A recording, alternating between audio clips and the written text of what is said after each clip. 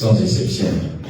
Et les directs, ils sont faits par un certain nombre de prestataires partenaires. Il y a Naja, il y a Africa Renaissance, il y a la page officielle du parti, le site. Donc, il y aura le propos liminaire du président, après il y aura l'échange avec les médias, il y aura également projection et les détails, certaines informations qui vont vous être communiquées, séance tenante par le président, peut-être aussi par l'équipe technique.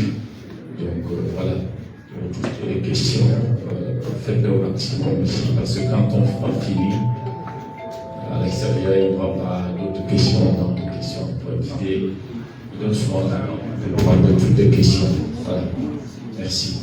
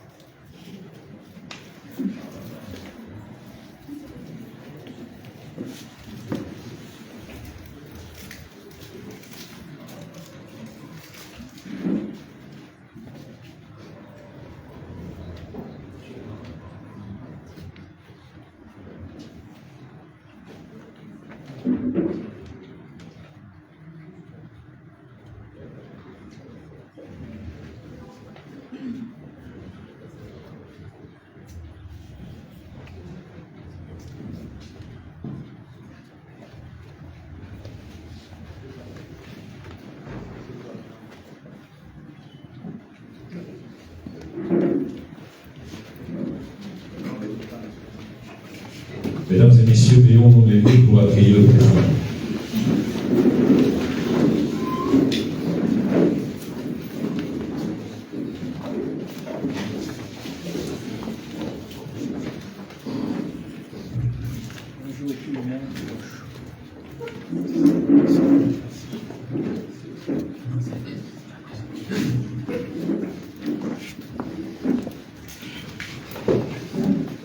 Merci beaucoup. Asseyons-nous. Merci, Monsieur le Président.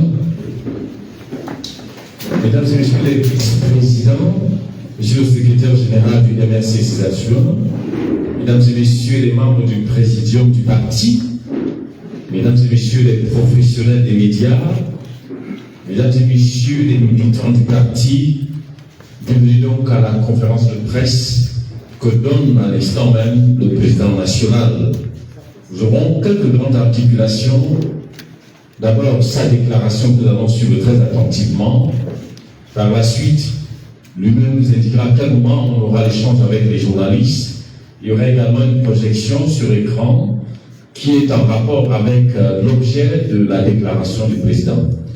Je vous invite donc à suivre la déclaration du président. Monsieur le Président, c'est à vous la parole. Merci. Merci beaucoup.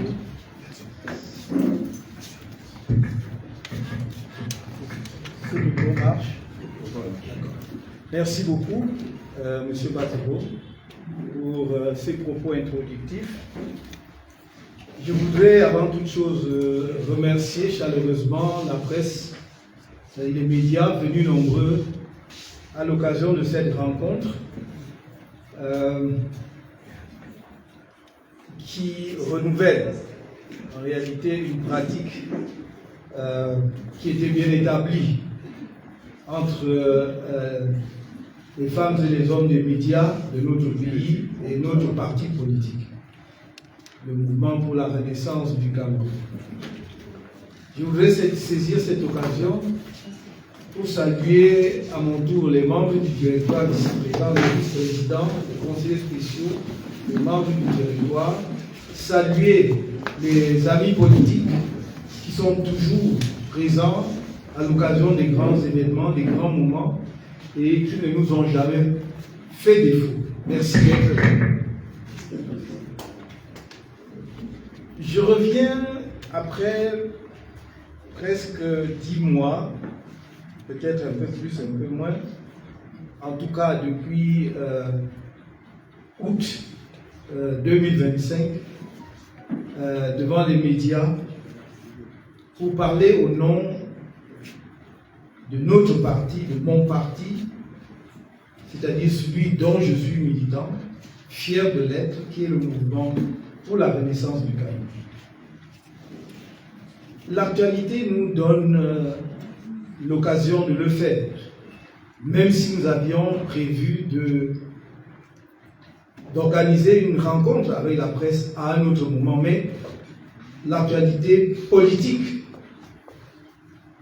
haletante de notre pays nous donne l'occasion donc de venir nous entretenir avec la presse et à travers la presse, c'est-à-dire à travers les médias, avec l'opinion nationale, nos compatriotes, et pourquoi pas l'opinion internationale qui s'intéresse à la marche de notre pays. Et cette actualité est essentiellement politique, disais-je, et je pourrais dire essentiellement centrée d'une part sur les questions électorales et d'autre part sur les questions de succession présidentielle au Cameroun. Ce sont les deux points autour desquels je vais organiser mon propos dans sa première partie, parce qu'il y aura une seconde partie qui sera consacrée à notre présence dans les médias à l'avenir. S'agissant de cette première partie, nous avons fait une première réaction à la suite d'une série de projets de loi déposés d'une part devant l'Assemblée nationale et d'autre part devant le Parlement réuni en congrès. Dans le premier cas, comme on le sait, c'était pour modifier des lois ordinaires. Dans le second cas, c'était pour modifier la Constitution. S'agissant des projets de loi déposés devant l'Assemblée nationale, il y a eu un premier projet de loi portant prorogation du mandat des députés à l'Assemblée nationale. En fait, il s'agissait d'une deuxième loi du genre en moins de 2 ans dans notre pays. Je voudrais attirer l'attention des uns et des autres sur le fait que le calendrier électoral dans notre pays est devenu un serpent de mer, à telle enseigne que nous avons l'impression qu'on organise les élections, pour ne pas dire qu'on fait la politique chez nous, dans notre pays, par embuscade. Voici un pays où les partis politiques ne savent jamais à quel moment se tiendront effectivement les élections. C'est important de souligner cela parce que les attentes de l'opinion vis-à-vis des partis politiques, des acteurs politiques, doivent également tenir compte de cet aléa. Nous sommes à peu près l'un des rares pays au monde où on n'a pas de calendrier électoral établi. Donc vous ne pouvez pas faire de prévision, ni en termes d'organisation, encore moins en termes de mobilisation des ressources financières. Et cela est extrêmement grave. Comment arrivez-vous à constituer des listes de candidats à une élection si vous ne savez pas à quel moment ces élections se tiendront? Comment pouvez-vous solliciter vos camarades du parti, vos amis politiques sur le plan financier, mobiliser les ressources nécessaires pour organiser une élection qui peut se tenir 1 an plus tard ou 2 ans plus tard? Il y a là donc un vrai problème démocratique dans notre pays et il ne faut pas se contenter parce que il ne faut pas se contenter de l'écume. Parfois, en regardant les médias, j'ai l'impression que nous perdons de vue les vrais problèmes. On ne voit pas les problèmes dans leur profondeur, on surfe dessus. On considère comme acquis le fait qu'un gouvernement puisse jouer à ce point-là avec le calendrier électoral. Ça n'est pas permis, ni par nos lois, ni par les engagements internationaux du Cameroun. Je vais y revenir tout à l'heure pour vous indiquer très clairement les articles qui n'ont pas, en l'occurrence, été respectés dans la législation camerounaise et les dispositions des engagements internationaux du Cameroun qui ont été clairement violés. Donc, la loi portant prorogation du mandat des députés à l'Assemblée nationale. Je rappelle que, c'est un rappel important, les élections à l'Assemblée nationale et dans les collectivités territoriales décentralisées communales devaient avoir lieu en février 2025. J'insiste là-dessus parce que vous tous, dans les médias, vous balayez, vous passez dessus comme si c'était un épiphénomène, comme si ça n'avait aucune espèce d'importance ou d'intérêt. Et vous le savez, ce n'est pas parce que vous ne le savez pas. Vous êtes tous des femmes et des hommes très intelligents. Et je ne sais pas pourquoi vous n'aidez pas notre peuple par vos lumières, en clarifiant les choses. On ne vous demande pas de plaider pour le MRC, d'avoir quelques faveurs à notre égard, mais de dire simplement la vérité. C'est après tout la formation que vous avez reçue. J'allais dire presque, c'est le serment que vous prenez lorsque vous choisissez le métier de journaliste, c'est de dire la vérité et toute la vérité. Or, tout le monde a passé le septennat à nous blâmer d'avoir boycotté une élection. Bon Dieu, comme si nous on inventait quelque chose. D'abord, nous ne sommes pas le premier parti à avoir déjà boycotté les élections. Il souviendra à tout le monde que le SDF a boycotté les élections législatives en 1992. Et je n'ai jamais entendu un débat particulier là-dessus. Le boycott est un moyen d'action des partis politiques. Que signifie le boycott? C'est un peu comme on le verra tout à l'heure, la pétition. Le boycott est un message qu'un parti politique ayant épuisé toutes les voies de droit et n'ayant pas choisi la voie de la violence, choisit pour envoyer un message aux dirigeants. Il faut le comprendre comme cela. On vous a entretenu dans des faussetés. Qu'est-ce que c'est que le boycott? Puisque nous n'avons même pas fait un boycott actif, comme on dit. C'est-à-dire un boycott actif, c'est celui dans lequel non seulement vous dites d'aller pas voter, mais vous mettez vos militants sur le terrain pour que partout où ils voient des gens en train de voter, qu'ils saccagent l'élection. Nous n'avons pas fait cela, parce que ce n'est pas notre option. Nous avons dit aux Camerounais, n'allez pas voter. Et nous avons été suivis massivement. Les rapports de l'Union africaine sont là. Ceux qui ont été là à cette époque vous disent que le boycott a été suivi entre 75 et 80%. Pourquoi vous n'en parlez jamais dans les médias? Vous faites plutôt faire croire que voilà un parti politique capricieux qui a à sa tête un dirigeant qui ne comprend rien en politique, qui a pris des décisions malheureuses et qui l'a pénalisé. Voilà en résumé ce que vous présentez. Parce que c'est le discours officiel et c'est celui qu'on a mis dans votre bouche. De temps en temps, prenez le recul comme des femmes et des hommes libres, capables de faire vos propres analyses.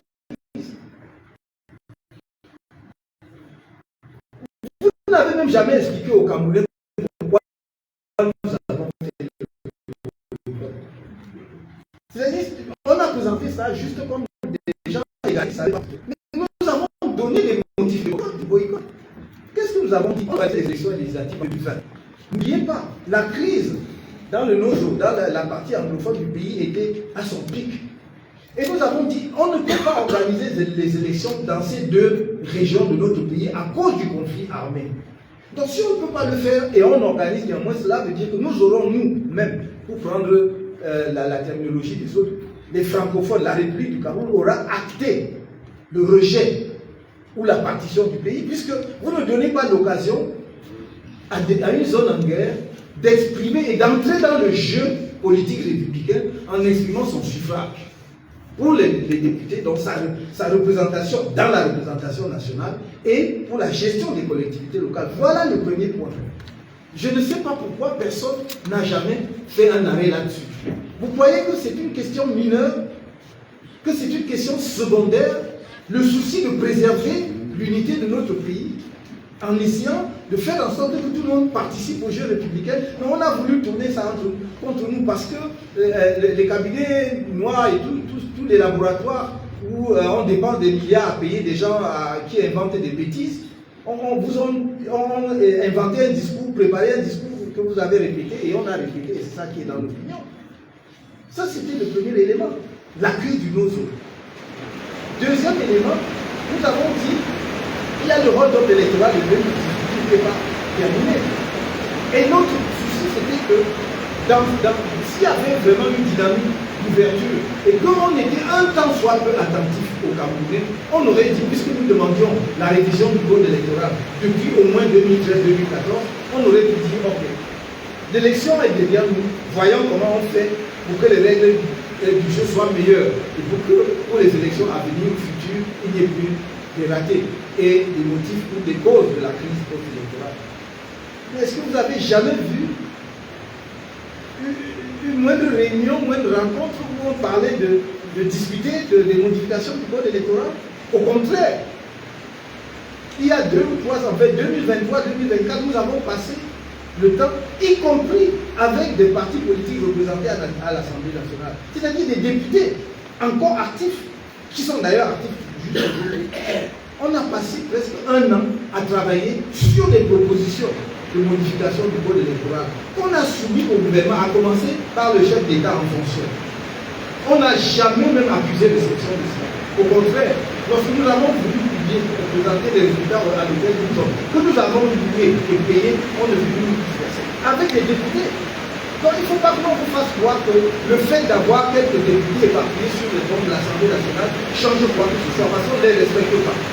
Parce que si on les respectait un temps soit peu, on aurait dit, voilà des partis politiques qui ont des élus de la nation au niveau de l'Assemblée, mais qui ont également des élus locaux parce qu'ils dirigent des communes. Mais personne ne les a écoutés. Personne n'a tenu compte de leur point de vue. Mais au lieu d'expliquer ça au Cameroun et aux Camerounais, non, vous allez effectivement entrer très facilement dans le jeu du gouvernement qui a un discours à élaborer et modeler. Mais c'est notre devoir de vous interpeller et à travers vous d'expliquer aux Camerounais sans relâche. Même s'il faut le faire 1 million de fois, on le fera et on continuera de le faire. C'est notre rôle en tant que parti politique. C'est notre obligation de vigilance. C'est notre devoir de dire ça ne va pas dans l'intérêt de notre pays. Ce n'est pas dans l'intérêt du MRC. Quand nous demandons qu'on respecte les lois de la République, ce n'est pas l'intérêt d'un parti politique. D'ailleurs, ce n'est pas nous qui votons ces lois-là. Donc, il faut que vous compreniez ce premier point. Et je dis, le report des élections de 2025, c'était quoi? C'était pour donner raison à ceux qui disaient, et quand c'était un mauvais politicien, il a amené son parti politique à l'impasse en boycottant les élections de 2020. C'était tout. Mais vous pensiez que quand nous boycottions les élections de 2020, nous sommes aveugles? Nous sommes illettrés au point où nous n'avions pas lu la loi électorale pour savoir que nous avions une élection en 2025 avant la présidentielle. Nous savions cela aussi. Mais au lieu de dire, le régime ruse avec les lois, manipule les lois pour des fins électoralistes et non pas pour des fins républicaines, vous dites non, non, non. J'ai vu des plateaux de télévision pour des Camerounais censés, nous dit-on, être lettrés.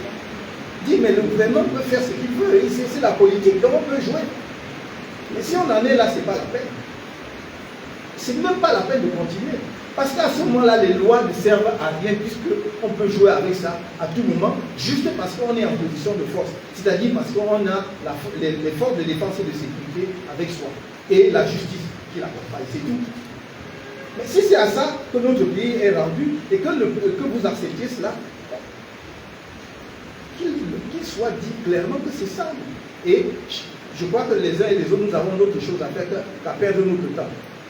Mais je pense quand même que lorsqu'on s'amuse à dire qu'on a mis en place des institutions républicaines, que ces institutions ont des attributions et des compétences, que ces compétences sont exercées, chacun, je dis bien, chacun doit se sentir lié et soumis à ces lois.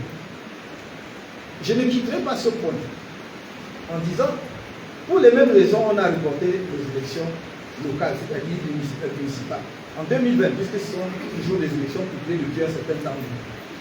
Et ça ne vous a pas choqué, parce que on mettait le pays dans une situation où des conseillers municipaux dont le mandat avait expiré devaient voter, choisir les conseillers régionaux. Or, ces conseillers municipaux, techniquement, du point de vue de la loi, n'étaient pas hors la loi, puisque le gouvernement a effectivement la possibilité de proroger leur mandat d'un maximum de 18 mois. Mais du point de vue de la légitimité démocratique, il n'avait plus de légitimité. Pourquoi? Parce que la source de la légitimité est unique. Ce n'est pas la loi qui confère la légitimité, souligné. Ce n'est pas la loi, c'est le peuple, c'est le suffrage qui donne la légitimité aux institutions. Ce n'est pas la loi. Sinon, il y aurait confusion entre légitimité et légalité. La loi confère la légalité, le suffrage confère la légitimité. Donc à partir de 2025, les représentants, les députés à l'Assemblée nationale et les conseillers municipaux n'étaient plus légitimes. Ils étaient probablement couverts par la légalité, mais ils n'avaient plus de légitimité. Comment pouvaient-ils donc conférer aux conseillers régionaux une légitimité qu'eux-mêmes n'avaient plus? Voilà le nœud du problème. Et c'est ce que nous devons expliquer à nos compatriotes. C'est ce qu'un certain nombre d'entre nous, qui sont spécialistes de ces matières-là, savent, mais vont dire le contraire sur les plateaux de télévision pour les raisons qui les regardent. Mais moi, je ne jouerai pas à ce jeu-là. Je crois que les Camerounais ont le devoir d'exercer pleinement leur souveraineté populaire. Et pour l'exercer pleinement, ils ont le droit d'attendre de nous que nous les informions complètement. C'est ce que nous essayons de faire.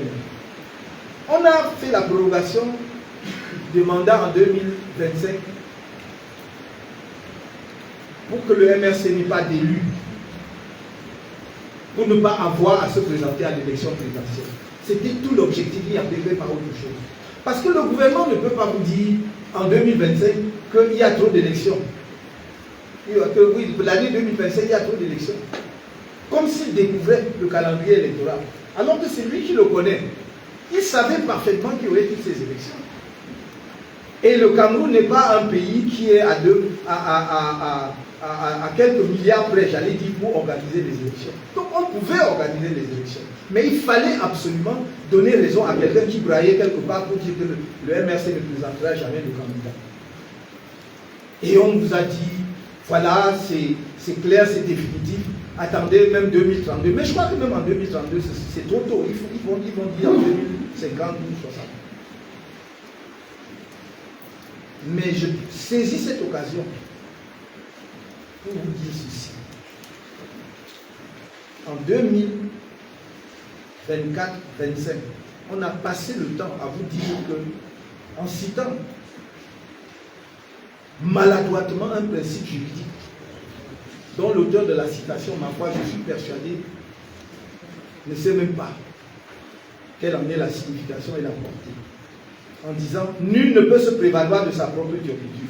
M. Kanto avait dit qu'il ne se présentera pas à l'élection et que d'ailleurs ça voulait dire qu'il ne pourrait pas, enfin que le MRC ne se présentera pas à l'élection, ça veut dire qu'ils n'auront pas d'élu et qu'ils pourraient ne pas être candidats. Ah, c'est la première fois que j'entends un gouvernement opposé à un dirigeant politique, sa parole politique, comme si c'était une loi gravée. Mais avec ça, on nous a éliminés. Sauf que, je le précise, le 5 août, quand on ne nous élimine pas parce que nous avons dit que nous avions des élus dans nos rangs, ce qui est vrai. On nous a dit en 2025 que ne tentez même pas, n'essayez même pas cette affaire de mandat impératif. Oh, d'accord. Ok. On a laissé le mandat impératif.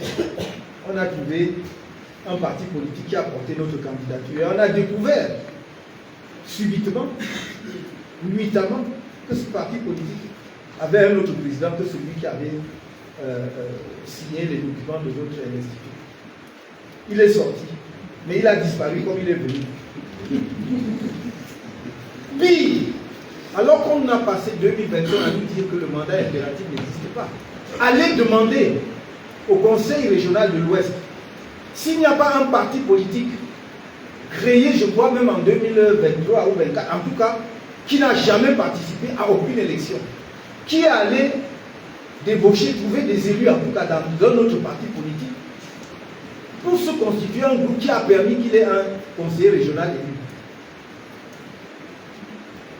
Vous en avez parlé, non?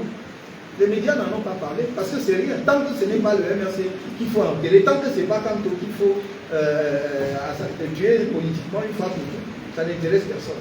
Vous devriez demander, est-ce que ce n'est pas ça, le vrai débat dans un pays? De dire, est-ce qu'on peut malmener les lois et les institutions à ce point-là? 2025, on vous dit, le mandat impératif n'existe pas au Cameroun. Y compris, semble-t-il, des professeurs, qu'on appelle des grands professeurs.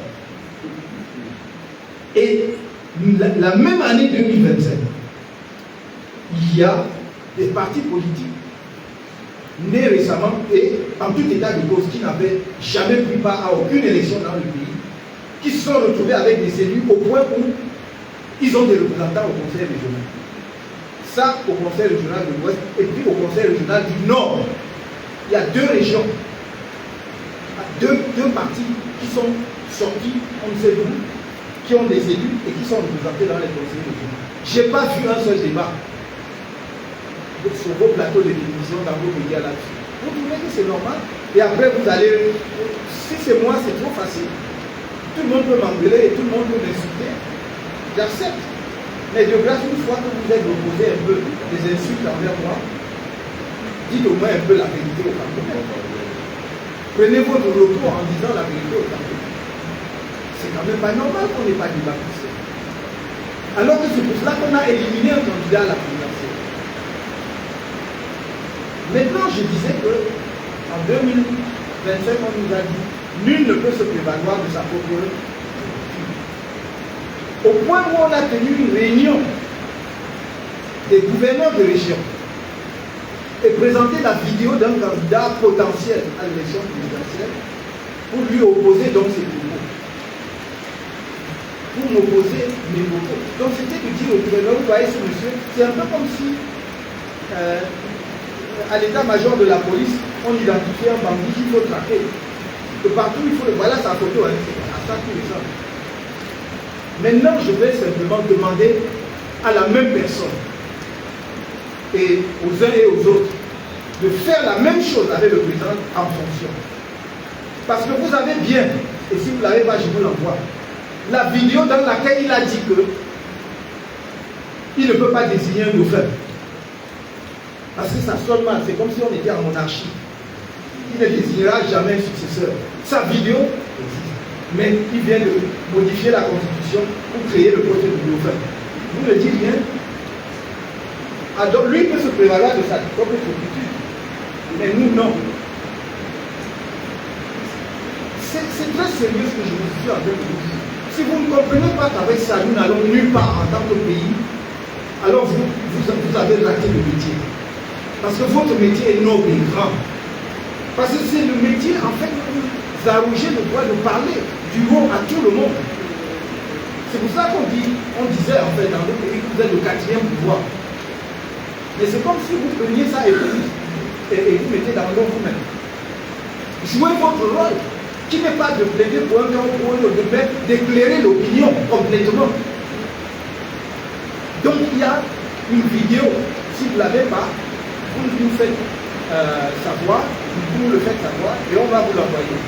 Il l'a dit, de la même façon donc que j'avais dit, comme au niveau de l'élection, lui il a dit qu'il ne fera jamais le dauphin parce que ça sonne mal dans une république, on ne peut pas faire un dauphin, voilà, parce que c'est comme si on dit en monarchie. Qu'est-ce qu'on vient de faire là?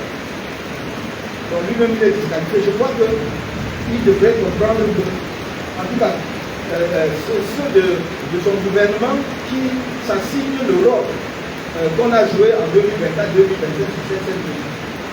Il est temps donc qu'ils disent qu'il faut être cohérent dans notre discours.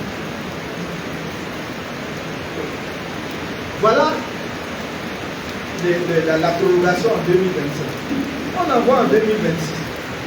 Par moment, quand je regarde nos amis, frères et sœurs qui dirigent le pays, mais surtout le RDPC, enfin ils sont le RDPC, après que ceux qui ne sont pas sont assimilés, donc c'est la même chose. J'ai un petit sourire en coin. Parce que je regarde aujourd'hui en 2026, c'est comme s'ils ne savaient pas que 2026 allait arriver. Quand ils ont prolongé, ils ont envoyé en 2026, parce que 2026 c'est trop loin. Et voilà que 2026 est maintenant. Faites alors les élections. Non, on va prolonger encore. Pourquoi? Parce qu'on n'a pas d'argent. Mais mon Dieu, on dit, lisez l'exposé des motifs, puisque dans chaque loi, le projet de loi doit avoir l'exposé des motifs, c'est-à-dire dire les raisons pour lesquelles on demande que la loi soit votée par le Parlement.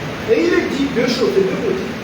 Le premier, c'est que vraiment, on a des difficultés à mobiliser les ressources financières. Il n'y a pas d'argent pour le faire, pour dire les choses simplement. Et deuxièmement, il faut laisser à l'organe électoral le temps de bien préparer les élections. Ah bon? Et qu'est-ce qu'il fait entre temps l'organe électoral? Ils travaillent en permanence. Ils ont des agents, des fonctionnaires, des commissaires, tout ça, qui sont payés mensuellement. Avec les équipements, avec les véhicules. Donc, c'est à l'occasion de chaque élection qu'on doit leur laisser le temps de préparer les élections. Le reste du temps, ils font quoi alors? Vous voyez que ça ne tient pas. Et l'argument financier non plus ne tient pas. Pourquoi? Parce que les ressources de l'État doivent être gérées avec la prévision. Et le budget est un acte de prévision. C'est un acte de prévision financière. C'est-à-dire que l'État dit, je vais avoir telle recette, ou bien j'escompte telle recette cette année, et voici comment je vais dépenser cela. Donc, sachant qu'il y avait des élections couplées législatives et municipales en 2026, l'État devait intégrer ça dans son budget. Aussi simple que cela. On ne peut donc pas arriver à l'approche des élections pour nous dire non, il faut renvoyer. Mais donc, qu'est-ce qui nous fait croire qu'en 2027, on ne va pas renvoyer aussi? Puisque quand on dit qu'on a renvoyé à décembre 2026, évidemment, ce n'est pas en 2026 qu'il y aura les élections, ce sera en 2027. Puisque la loi dit que à la fin de la prorogation,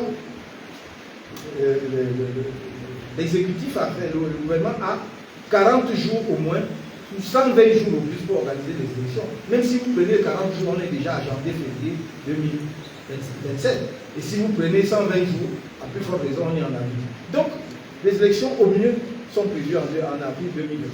Au plus tard en avril 2026. 27, pardon, 27. Mais qu'est-ce qui nous fait croire qu'en 2027, on va plus prolonger? D'autant plus que, pour ce qui est au moins des législatives, on a fait sauter le verrou qui était dans la loi, qui limitait à un maximum de 18 mois les prolongations. Maintenant, il n'y a plus de limitation. Et on vous explique, non, vraiment que cela j'ai embêté le chef de l'État qui ne peut pas proroger quand il veut. Donc, le Cameroun tout entier est conçu pour répondre et satisfaire les caprices du chef de l'État. On ne demande pas si ces organes seront légitimes, si ce sont des institutions qui tiennent leur mandat du peuple, mais on dit, parce que ça empêche c'est dit, le président de la République ne pouvait pas proroger. Est-ce que c'est comme ça? D'ailleurs, qui sont ceux qui écrivent des choses comme ça? Donc, voilà, il faut que vous compreniez cela. Voilà le problème du MRC et le problème du président national du MRC que je suis.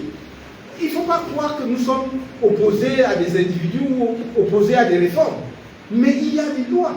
Et je dis pourquoi est-ce qu'on a violé l'article 15 alinéa 4 quand on a prolongé et quand on prolonge à nouveau le mandat du député. L'article 15 dit que la prolongation se fait en cas de crise grave ou si les circonstances l'exigent.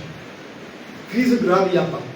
puisque le gouvernement lui-même n'a jamais considéré, par exemple, la crise du Nozo comme une crise grave, sinon il y a longtemps qu'on n'organiserait pas les élections. Ils n'ont jamais considéré les attaques et les massacres de Boko Haram comme étant une crise grave. Jamais. Donc ce n'est pas une crise grave. Et quand les circonstances l'exigent, je demande à chacun de vous, on est à l'ère d'Internet, tapez sur Google, posez la question, que veut dire, non, prenez l'expression même, lorsque les circonstances l'exigent, ce n'est pas moi qui vais vous le dire, la réponse Google vous donne. Ça veut dire que lorsqu'il y avait un événement que l'on ne pouvait pas prévoir, c'est ça la circonstance, nous sommes devant une situation que nous ne pouvions pas prévoir, donc ça nous amène à proroger. Mais quelle est la situation qu'on ne pouvait pas prévoir? Je vous ai dit que le budget est un acte de prévision, donc on devait prévoir, sachant qu'il y a des élections. Voilà pourquoi je vous dis, mes chers amis, j'ai entendu quelque part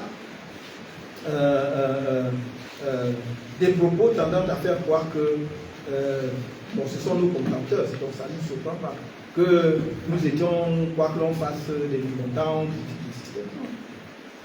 Prenez les propos du MRC depuis sa création. Nous demandons toujours la même chose, respecter les lois de la République. Vous voyez, on inverse les lois. C'est nous qui demandons à l'État de respecter, au gouvernement de respecter les lois, parce qu'ils ne respectent pas. Nous avons demandé qu'on appuie l'article 80 de la Constitution en publiant la liste électorale nationale. On a tourné, on a montré. Vous croyez que la gymnastique que quelques collègues ou juristes ou formés ou des juristes à la petite semaine, les contorsions qu'ils viennent faire à la télévision, ça amuse qui, ça trompe qui? Ceux qui jouent à ce jeu-là se trompent eux-mêmes. Ils peuvent gagner quelques jours, quelques mois, quelques ans, mais c'est rien. Le problème, c'est que tout cela se fait au détriment du Cameroun, c'est pas à l'heure, c'est pas au bénéfice du peuple camerounais. Ça les aide peut-être à conserver le pouvoir interne, mais ça n'aide pas le Cameroun. Vous ne pouvez pas sortir en public, aller dans un débat télévisé, dire que le président de la République est légaliste, alors que tout le monde voit la loi qui vient de violer de manière manifeste, brutale. Mais vous croyez que c'est l'incantation qui transforme le mensonge en vérité? Non. Non. Là, il a montré qu'il n'est pas légaliste. Il a peut-être l'occasion de se rattraper, puisque c'est lui qui va faire la promulgation, il peut ne pas promulguer, mais il n'est pas légaliste du tout. Donc voilà pour ce qui est des élections législatives et municipales, les reports. Je voulais que vous compreniez bien notre critique, notre propos, parce que nous sommes constants.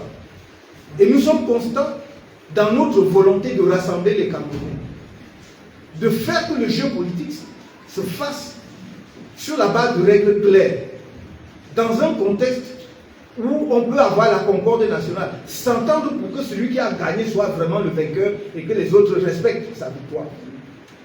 C'est tout ce que nous demandons et rien d'autre. Mais on va voir, c'est pour cela je crois qu'on dit que nous comprenons rien à la politique, parce qu'on croit qu'en disant cela nous sommes naïfs, nous ne sommes dupes de rien. C'est une option que nous avons choisie. Et ce n'est pas par crainte, je vous l'ai toujours dit, mais c'est une option. C'est une posture républicaine que nous assumons fièrement. Il y a des gens qui aimeraient tellement que nous allions déclencher une bagarre quelque part pour qu'on tire sur les gens en tirant prétexte de ce que nous l'avons fait. Non. Si les Camerounais veulent poser n'importe quel acte, qu'ils le fassent librement. Mais le MRC n'a jamais demandé à qui que ce soit d'aller poser des actes de violence ou de casser casser quoi que ce soit. Ce n'est pas notre option. Et ceux qui font cela savent pertinemment quelle est notre posture, mais ils veulent exploiter ça à fond. Et au point de retourner ça contre nous, puisque c'est les mêmes qui payent, y compris à l'étranger, certains de nos compatriotes, pour dire non, c'est des gens faibles, c'est des gens timorés, ça ne donnera jamais rien par les élections. Donc eux-mêmes sont en train d'accréditer dans l'opinion que la voie électorale ne conduit à rien. Cela veut dire quoi? Donc ils ne laissent aux Camerounais que le choix de la violence, de la rue. S'ils font ça, qu'ils assument, qu'ils ne mettent pas sur le MRC. Il ne faut pas qu'ils nous fassent porter un chapeau qui n'est pas le nôtre. C'est eux qui créent toujours les conditions de la violence. Mais nous allons travailler et continuer de travailler. Nous respecterons les choix des Camerounais, quels qu'ils soient, leur option.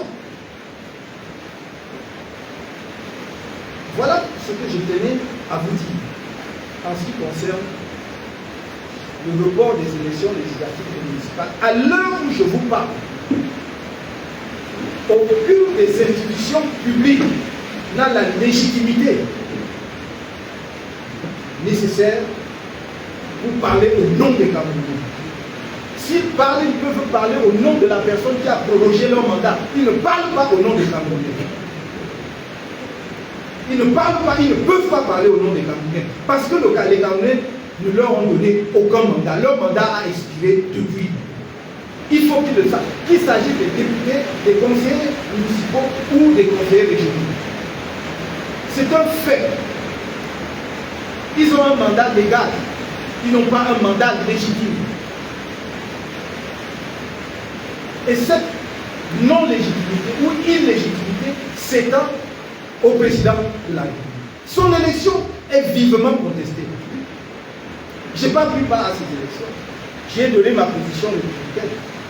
Je constate que son élection est vivement contestée.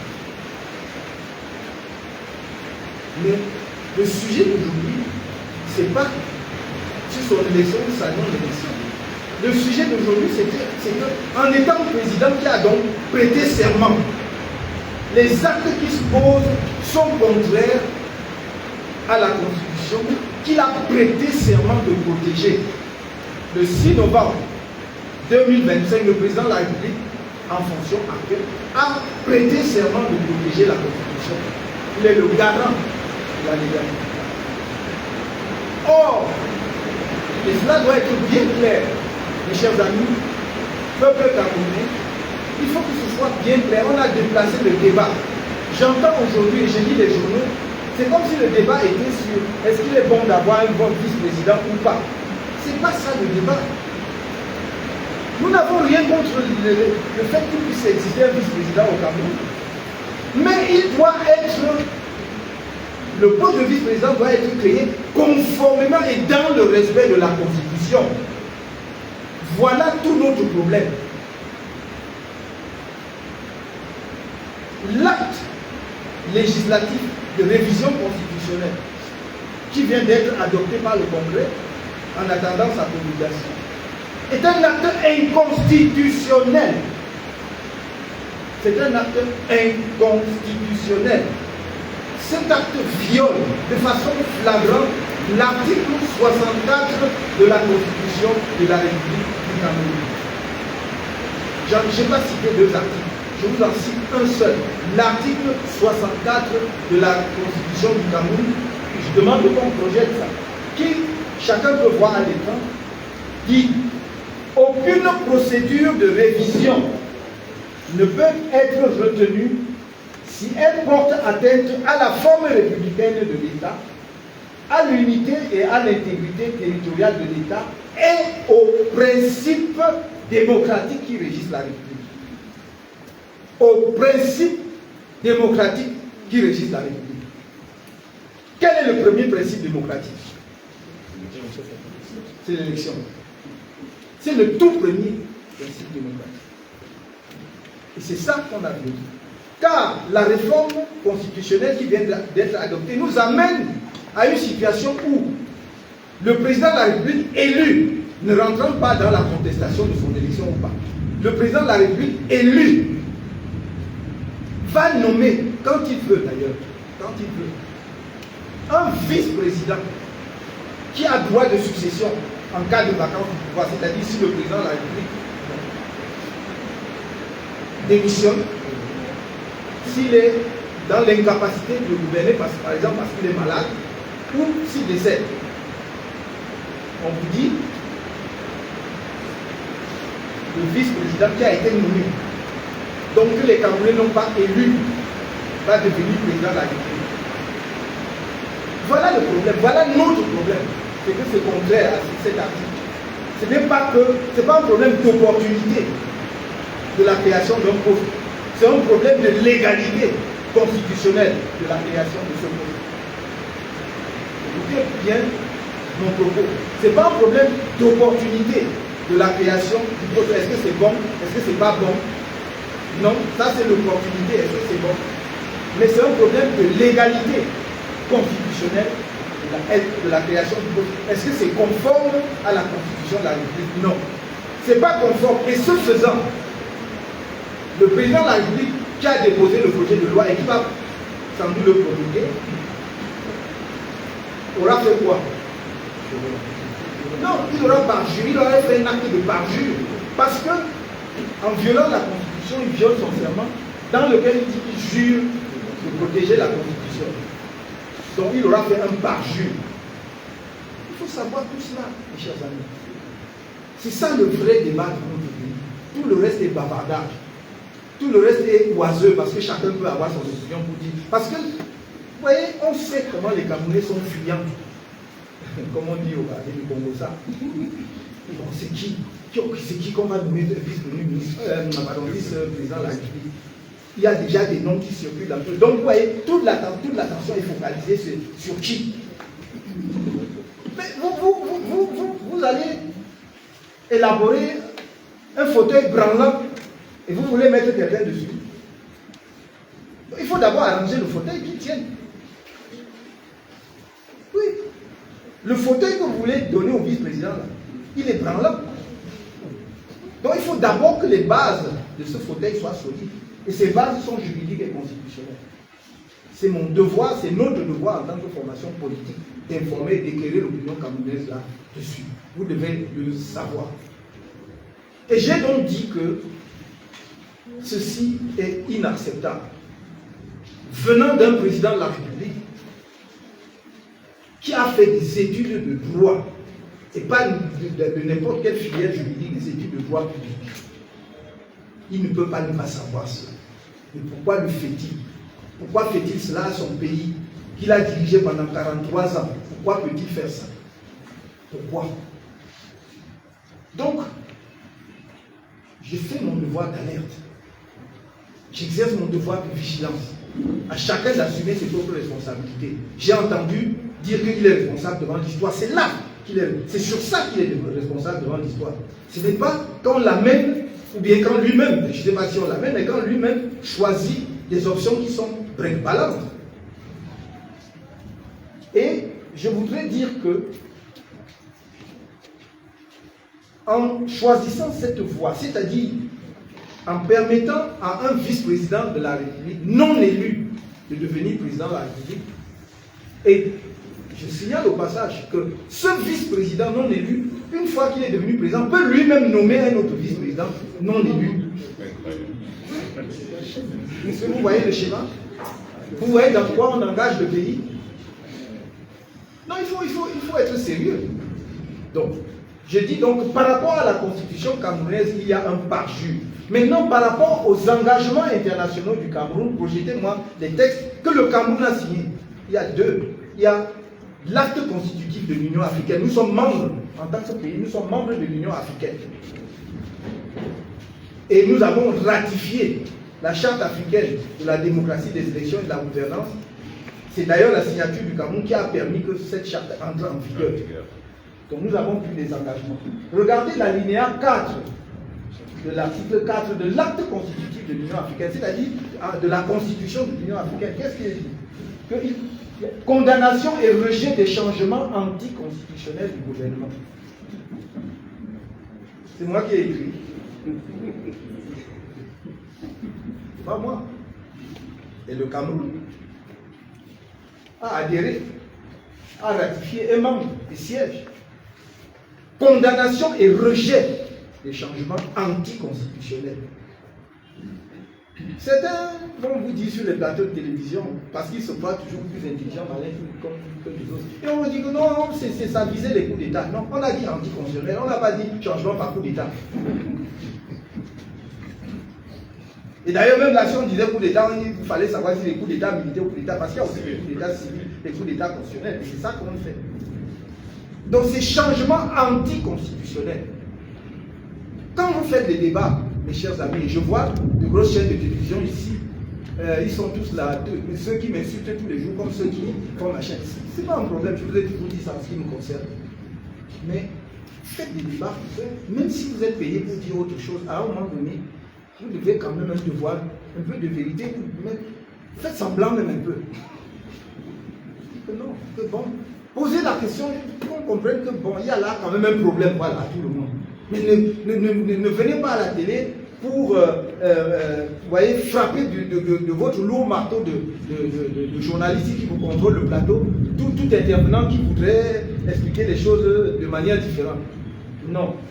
Article 4, alinéa P de l'acte constitutif de l'Union africaine, les États membres de l'Union africaine condamnent et rejettent tout changement anticonstitutionnel. Maintenant, je vais à la Charte africaine de la démocratie, des élections et de la gouvernance, ratifiée, je ne dis pas seulement signée, ratifiée par le Cameroun en 2012. Et cette charte est entrée en vigueur en 2012. Donc ratifiée par le président de la République qui est là. L'article 3, alinéa 4, par rapport à la prorogation sur prorogation, dit que les États s'engagent à la tenue régulière d'élections transparentes, libres et justes. Soulignez le mot régulière. À la tenue régulière. Hein? Ou bien je dis mal, ou bien c'est moi seul qui l'ai. Non, c'est ratifié. Hein? Donc ils ne peuvent plus dire que, oh, ils s'en foutent. Non, ça dit quand vous ratifiez, ça veut dire que vous avez accepté que c'est une règle qui s'oppose à vous. C'est une norme contraignante, ça s'oppose à vous. C'est pas moi. Tenue régulière. Donc est-ce qu'en prorogeant, donc en renvoyant les élections 2 fois successivement, c'est régulier? Donc c'est la non-tenue régulière qui devient la règle. Tenue régulière d'élections. On laisse même transparent, libre et juste là, mais tiens déjà. Donc voilà le problème. Maintenant, nous allons toujours, même article 3, alinéa 10, il reprend ce que nous trouvons déjà dans l'acte constitutif de l'Union africaine, le rejet et la condamnation. Non, ils font la même chose. La condamnation et le rejet des changements anticonstitutionnels du gouvernement. Donc nous avons nous-mêmes ratifié 2 textes internationaux qui disent la même chose. Donc, ça, comme on dit, si c'était une seule liane au village, quand tu attaches le paquet, là, une seule liane ne suffit pas. Nous avons mis une deuxième. Vous bien nous attacher que nous rejetons les changements anticonstitutionnels. Mais voilà, c'est nous-mêmes maintenant qui violons de manière manifeste, de manière brutale, effrontément notre constitution. Moi, je suis là, Kanto, je suis là avec vous. On m'a recalé sauvagement le 5. Vous m'avez vu pleurer. Les gens ont cru que... Je vous ai dit, on n'a pas écrit sur mon front que je suis président de la République. Si je dois être président de la République dans ce pays, je vous assure, je vous dis là. Montez, descendez, je deviendrai président de la République. Maintenant peut-être Dieu a dit que ta part est déjà arrêtée comme ça. Ça, je respecte. Donc, je n'ai pas de problème avec ça. Mais vous dites la vérité, je vous dirai. Je vous dirai toujours la vérité. Donc, ce qu'on fait là n'est pas bien. On met le pays dans une mauvaise direction avec cela. Je vous ai montré les textes. Je n'ai pas fait le bavardage. Et je souhaite, je vous supplie, vous les médias, de recentrer un peu vos débats sur l'essentiel, sur ce qui est important, voilà, pour notre pays. Et non pas de faire des frivolités. Venir à la télévision parler le plus fort, donner l'impression que vous savez insulter plus que tout le monde ou bien que l'autre, ça n'aide personne. D'ailleurs, pendant ce temps, vous avez vu que notre pays piétine. Qui est le pays qui a le plus fort potentiel? L'un des plus forts potentiels en Afrique. Je ne dis pas moi en Afrique centrale. Vous jouez souvent à la division de l'Afrique centrale. Non, moi je suis à la division continentale ou même mondiale. Le Cameroun n'est pas, on ne doit pas piétiner là où nous sommes.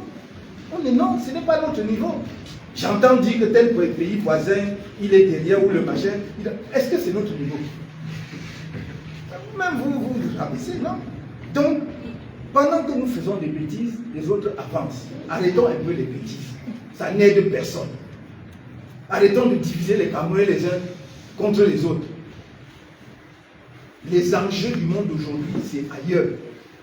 Préparons notre jeunesse à relever les défis qui s'accumulent à l'horizon. Donnons-leur une éducation axée sur la science et la technologie pour qu'elle transforme le pays. Arrêtons de vivre dans notre pays comme si nous étions des mercenaires, comme si on faisait des choses pour partir et laisser. C'est notre pays, non? On va fuir. Donc, vraiment, à un moment donné, il faut un peu se reprendre en main.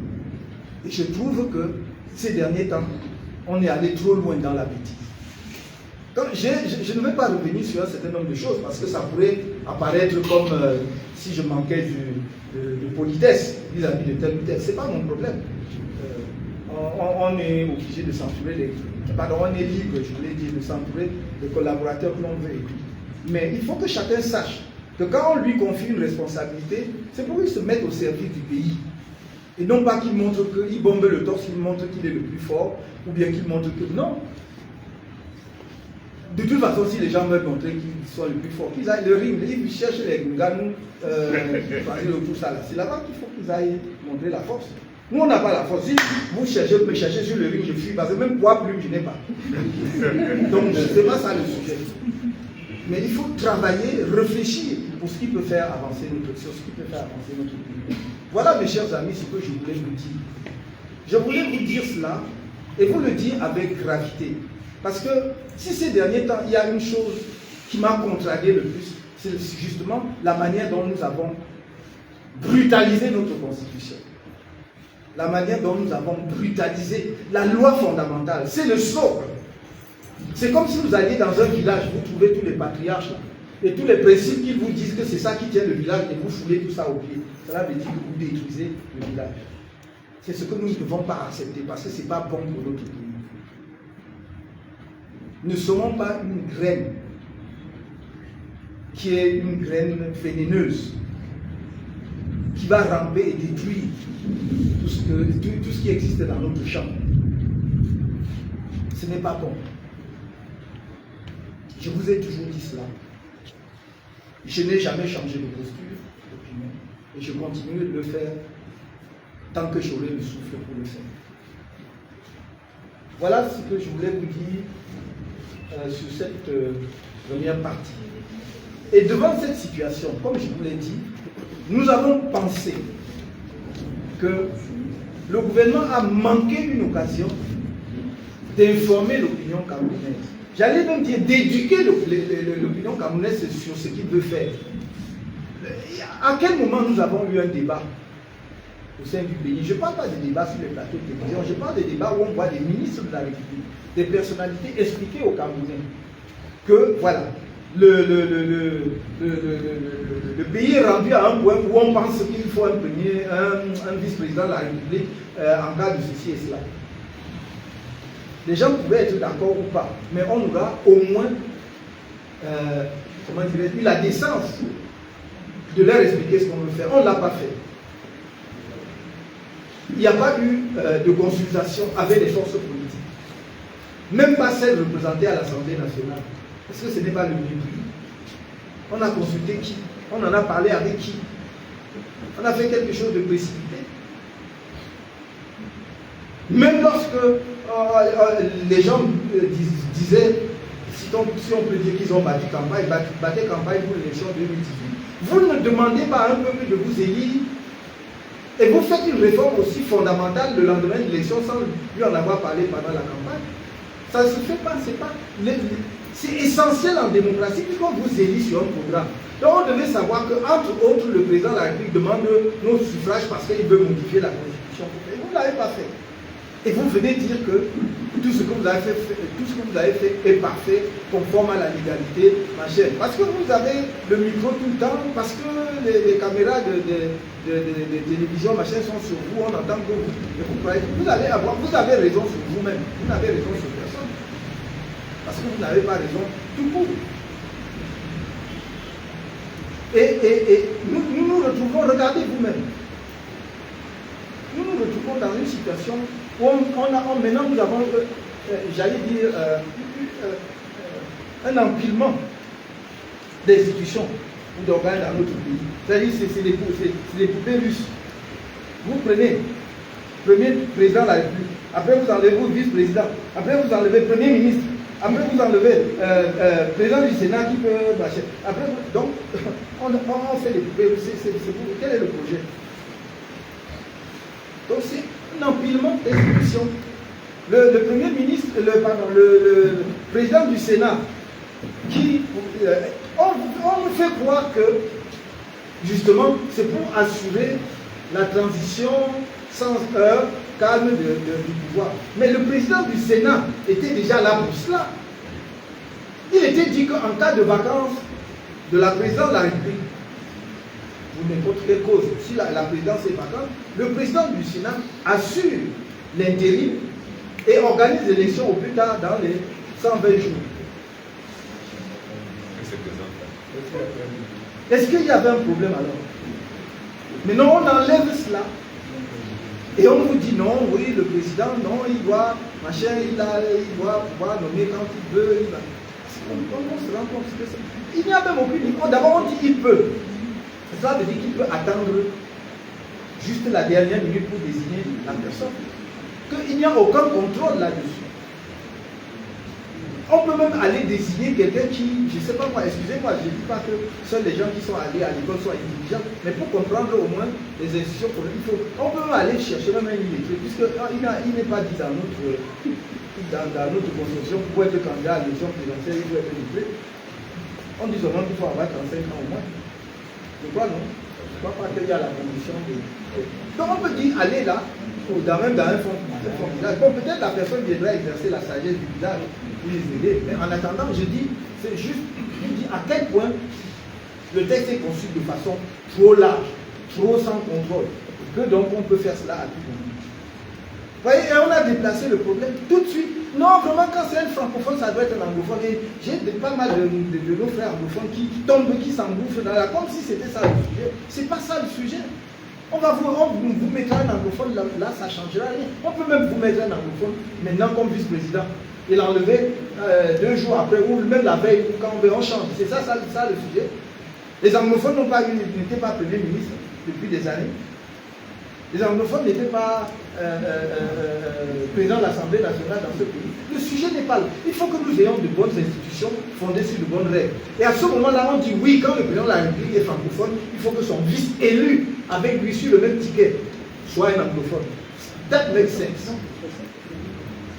Ça a du sens. Mais aujourd'hui, nous sommes dans une situation, je vous le dis, relisez le texte. Nous sommes dans une situation, je me demande, lisez l'article 7 de la Constitution. J'attends, bon, ça, je ne me fais pas d'illusions. Et je suppose qu'ils ont suffisamment d'ingénierie constitutionnelle de leur côté pour avoir vu ça. Mais sinon, vous allez avoir un problème le moment de la prestation du serment du vice-président non élu. Lisez l'article 7 de la Constitution. On dit que le président est élu, qui est élu, hein? On reçoit le serment du président qui est élu. Mais toi, tu n'es pas élu, on reçoit ton serment. Donc, faisons attention. Faisons attention. Et moi, je vous ai tout dit.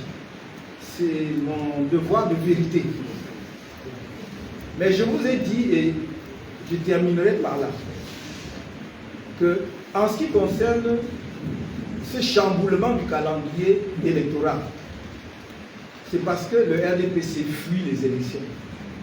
Donc il faut le dire clairement, sans fausse modestie et sans vanité, sans embâche, sans vouloir manquer de respect à qui que ce soit. Parce que si ce n'était pas le cas, dans tous les pays du monde, quand un président de la République vient d'être élu, son parti politique organise des élections dans la foulée pour profiter de la dynamique de la victoire présidentielle. Partout c'est comme cela. Prenez le Sénégal avec le duo qui est à la présidence. Dès que les 6 mois qui les empêchaient de faire des élections avant ont expiré, tout de suite ils ont fait les élections et dans la foulée ils ont pris la majorité dans les assemblées, dans les conseils municipaux. Prenez même la Côte d'Ivoire où il y a eu des contestations sur le troisième ou quatrième mandat. Quatrième, voilà. Il y a des contestations. Dans la foulée, il a fait des législatives, il a gagné. Mais pourquoi au Cameroun, des gens qui nous disent qu'ils sont au rouleau compresseur, ils compriment qui? Un parti administratif, ils viennent nous dire qu'ils sont au rouleau. Vous comprimez personne. Vous comprimez avec des matraques de la police et de la gendarmerie. Avec les mises en cellule de l'autorité administrative, avec les condamnations fantaisies des tribunaux, mais à part ça, si c'est électoralement, vous ne comprimez personne. La preuve, vous fuyez. Vous fuyez. Vous n'avez même pas, pour sauver la face, laissé même une des deux élections. Non, non, c'était trop pour vous. On attend, non? On attend. Donc voilà ce que je voulais vous dire, mes chers amis. Et ayant dit cela, je voudrais passer maintenant au deuxième point de mon propos de ce jour, qui est consacré à notre retour dans les médias. Nous avons décidé, en tant que parti politique, tout à fait librement, et vraiment peu m'importe ceux qui ont pour mission, et je vois certaines de par vos dénominations ici, qui ont fait des titrailles, des bavardages, tout incroyable et pas possible sur nous à ce sujet, en nous accusant de tout, au lieu de se regarder un tout petit peu dans le miroir. Et ils ont fait d'ailleurs comme si les vidéos n'existaient pas. Toutes les vidéos existent. Donc, quand nous avons décidé en tant que parti politique de nous mettre en retrait des médias, nous avions d'ailleurs dit dans un certain nombre de médias, mais finalement, nous ne sommes plus allés dans aucun média. En tout cas, pendant une période. C'était à cause du comportement des médias. Parce qu'un certain nombre de médias se sont constitués en adversaires déclarés et assumés du MRC et de son président national. Regardez, quand ils ne suscitent pas, ils sont les premiers à faire écho et à amplifier cet écho.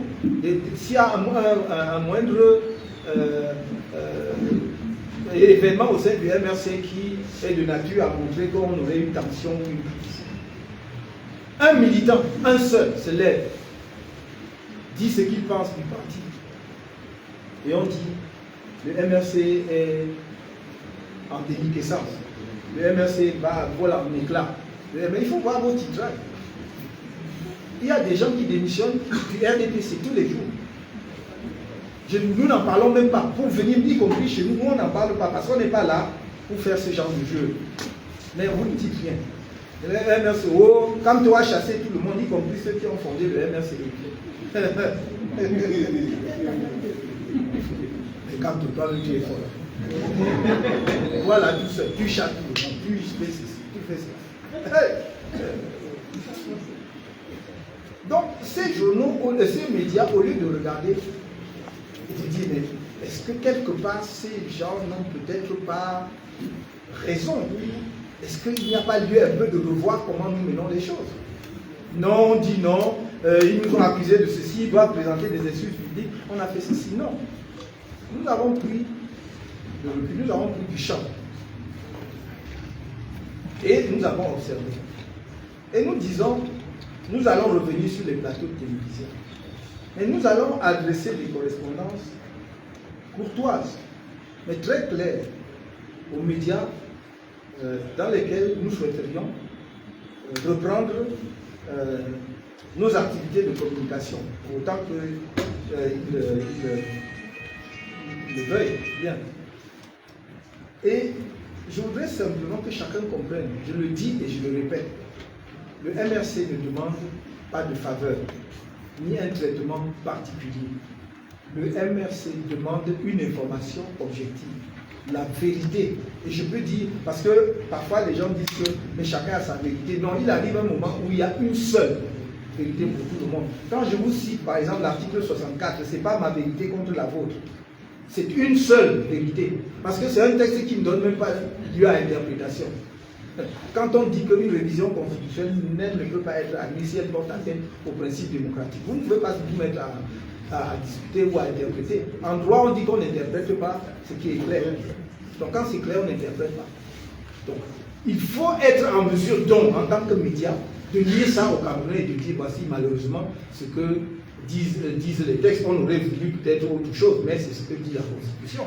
Et le président de la République en est le garant. Donc je dis, les gens ont cru que, mais les gens ont tenu à l'époque des propos qui pour nous étaient inacceptables dans un contexte républicain, dans un contexte national, dans un contexte d'une jeune nation qui se construit. Une des choses qui m'ont le plus contrarié et qui font que j'ai du mal en dépit parfois même des suggestions réitérées de certains de mes amis politiques, à dire que qu'on aille dans tel ou tel média, ou que moi-même je peux m'y rendre. C'est que j'estime que la faute qu'ils ont commise, ce n'est pas une faute contre Kanto, ni même contre le MRC, c'est une faute contre la nation camerounaise. Et que le jour où ces médias qui se reconnaissent se donneront la peine de présenter des excuses au peuple camerounais, pas à Cantoni ou MRC, mais au peuple camerounais, qui trouveront une formule pour dire non, vraiment, on est parfois allé trop loin et on s'est égaré. Moi, je ne pourrais jamais faire ça. Ils sont allés trop loin. Ils sont allés trop loin. Et j'ai une très haute idée de ce pays. Que ça plaise à des gens ou pas. À qui j'ai beaucoup donné. Dans ma vie, je ne dirais pas si elle est plus longue, mais dans ma petite vie, on va dire ça comme ça. Pour accepter que certaines choses se fassent. Pendant que je peux en être le témoin. Non. Non. C'est pas parce qu'on veut garder le pouvoir qu'on peut monter comme ça les Camerounais à partir de rien, des uns contre les autres. À partir de rien. S'aimer la haine, l'entretenir et assumer fièrement. Aller se gosser sur les réseaux sociaux, se vanter parce qu'on a fait ou fait telle ou telle chose. C'est pas bien. Donc on va rentrer sur les médias. Mais je crois que j'ai sauté tout à l'heure un point. Oui, je vais y revenir. Donc on va rentrer sur le média. Notre secrétaire national chargé de la communication, qui est là, M. Joseph Ateba, se fera le plaisir de saisir les médias en question de notre décision, qui est celle du directoire de notre parti. Que ceux qui ont dit que c'est moi qui ai pris la décision de retirer le MRC de tous les médias prennent également la liberté. Maintenant, je le dis en public, de dire que c'est moi qui les renvoie là-bas, même comme c'est... Voilà ce que je tenais à dire pour ce qui est des médias. Il va donc faire les correspondances nécessaires, prendre la tâche avec les responsables des médias en question, et on fera, parce que nous venons pour apporter notre contribution dans, d'une part, l'éducation politique citoyenne, et d'autre part, dans la formulation de la vérité, du débat, dans la clarification du débat politique dans notre pays. Et croyez-moi, nous restons ce que nous avons toujours été, c'est-à-dire un parti profondément républicain, attaché à ses convictions et à ses idéaux, et qui travaille pour le temps que ça prendra à donner une alternative sérieuse et crédible dans la direction, dans la gestion des affaires de notre pays. Je termine donc en reprenant, parce que je ne savais pas si la vidéo en question était claire ou pas. Quand nous avons donc fait le constat de la sortie de route que nous sommes en train de vivre avec les modifications législatives et surtout la révision constitutionnelle, nous avons dit on n'a pas respecté les Camerounais en demandant leur avis ou leur opinion. On ne leur a pas donné une chance de s'exprimer. On a dit, oui, mais ils s'expriment à travers leurs représentants à l'Assemblée nationale ou bien au Parlement. Sauf que nous sommes sur un sujet dont les conséquences sont telles qu'il fallait retourner au devant du souverain. Le souverain, c'est le peuple camerounais, dans son corps électoral. C'est lui le souverain. Et le Parlement, je le dis et je le répète, à l'heure actuelle, est illégitime. Donc on ne peut même pas s'appuyer sur lui pour faire une réforme constitutionnelle sérieuse.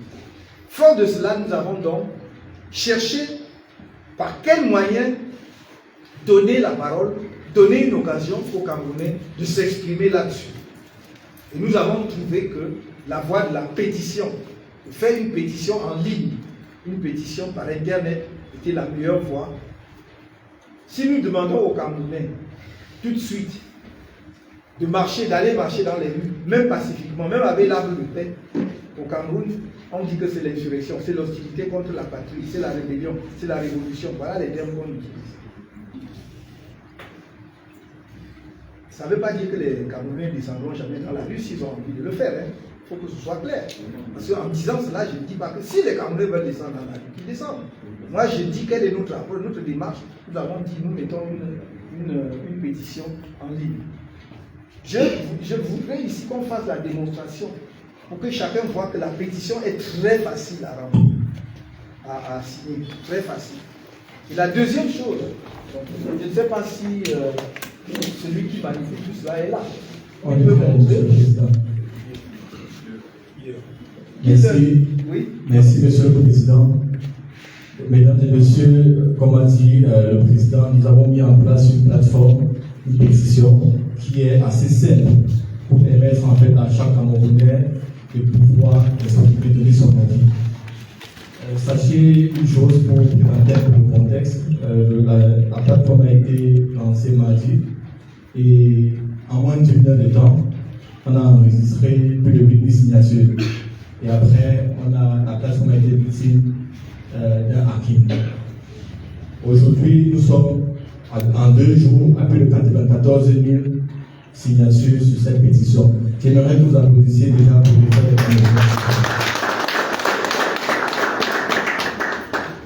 On a voulu mettre en place une plateforme très simple qui respecte en fait les canons d'une pétition.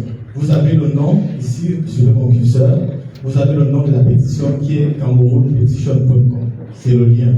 Quand vous cliquez sur le lien, vous arrivez sur cette page. Sur la page, vous avez ici le choix entre les 2 langues officielles du Cameroun. Vous pouvez avoir la pétition en français, là c'est en français. Vous pouvez également migrer vers l'anglais.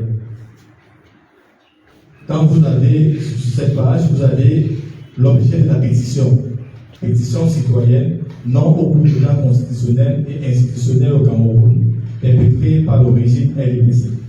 Et là, on a un call to action. Exprimez vos engagements en signant cette pétition en ligne. Chaque signature renforce une mobilité citoyenne, une mobilisation citoyenne pacifique par le changement. Et le président a dit tout à l'heure d'avoir opté par le MSC sur le changement dans l'appel par les élus. Et donc, l'initiateur de cette pétition, c'est le président Maurice Kamto, président national du mouvement pour la renaissance du Cameroun. La mobilisation en mots, c'est actualisé à chaque fois qu'il y a quelqu'un qui signe. On est à 93 884 signatures. Et ici en bas, nous avons la barre de progression. Voici l'objectif ici au fond. Nous avons la barre de progression. Comment ça fonctionne? On voudrait que les Camerounais signent en toute responsabilité. Ici, on a donné tous les détails de la pétition. Et on a dit ici, prenez un moment pour lire le contenu avant de signer. On dit souvent de façon triviale, sans signer. Mais le président a voulu que vous puissiez signer en toute responsabilité. On lisait avant. Il est écrit, les Camerounais refusent le coup d'État constitutionnel et institutionnel perpétré au cours de la session parlementaire de mars 2026.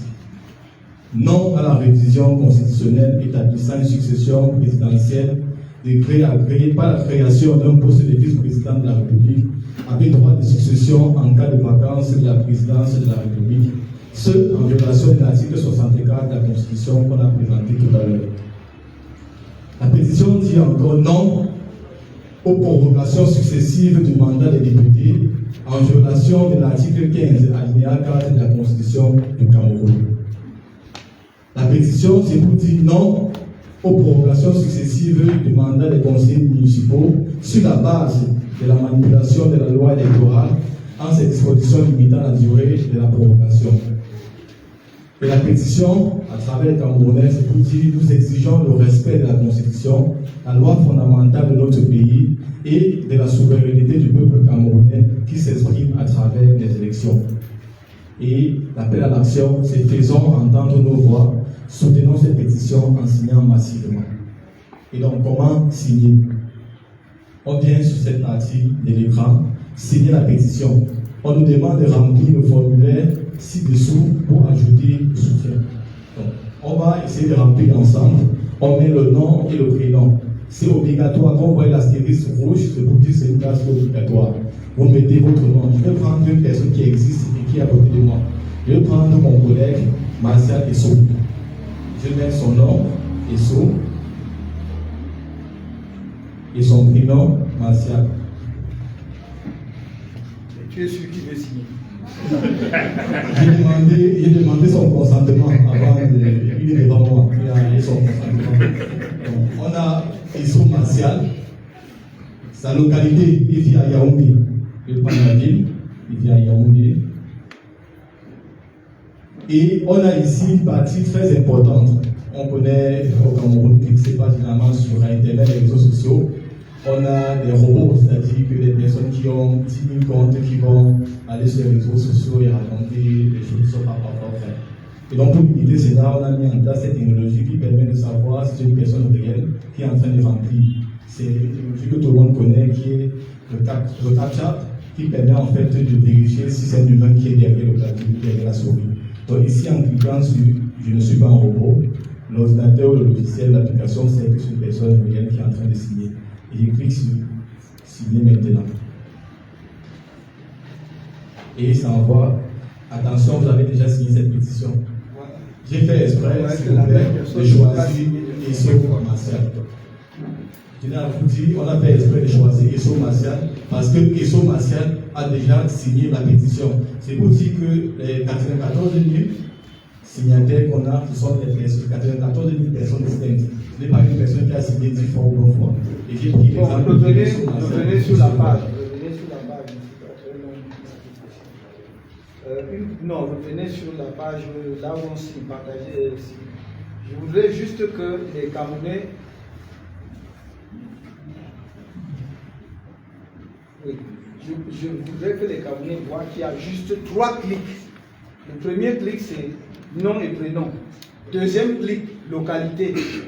Troisième clic, je ne suis pas un robot, que vous cochez en fait simplement, et puis vous signez la pétition. C'est 3 clics. Et c'est fait. Donc c'est simplement bonjour. On n'a pas besoin de. Il suffit de savoir écrire son nom. Vraiment, c'est tout. Et de cliquer, il n'y a pas autre chose. Maintenant qu'on a. Je crois que tu as terminé. Oui, je suis le présentateur. D'accord. Alors, maintenant, ce que je voudrais dire, parce que il l'a dit, mais je voudrais répéter que. Et si on avait maintenu le rythme, on aurait dépassé les 100 000 depuis. Mais, et c'est ce que je disais tout à l'heure, et ce sont des gens que vous connaissez. Je vois une chaîne ici qui est très, comment dirais-je, accueille souvent parmi ceux qui agissent sur les réseaux sociaux et qui se vantent justement de ce que, voilà, votre pétition, il y a quoi, un insurrectionnel contre votre pétition, on fait des choses comme ça. Donc, on est sous attaque permanente et on a dû mobiliser des ressources techniques, des experts, vraiment, de différents points pour maintenir la stabilité de la plateforme jusqu'à présent. Sinon, on était... Parce qu'en réalité, je peux vous juste donner un aperçu, ils avaient planté un robot. Ils avaient planté un robot sur la plateforme. Et donc le robot, quand il plante, il s'en va, il n'a même plus besoin d'être là. C'est le robot qui agit de façon cyclique. Donc après un temps, il bloque, vous ne pouvez plus rien faire. Donc après, il peut lâcher, vous signez encore un tuteur, après il bloque. Donc on a réussi à identifier le problème et je crois que nos techniciens, on va dire, sont en train d'essayer de maîtriser vraiment la situation. Pour l'instant, c'est stable depuis au moins depuis hier, ou avant-hier soir, en tout cas depuis hier de façon certaine. C'est la première chose que je voulais vous dire. La deuxième chose que je voudrais dire, c'est d'exhorter les Camerounais. Remettez le lien de la pétition, en dehors de, pas seulement, c'est-à-dire en grossissant. Oui. Je voudrais exhorter les Camerounais à signer massivement cette pétition. Certains vous disent à quoi sert la pétition, vous allez faire même. Mais signez, soyez 500 000, 1 million. C'est un message que vous envoyez. Politiquement, c'est extrêmement important. Et permettez-nous de travailler avec ça. Permettez-nous de travailler avec ça.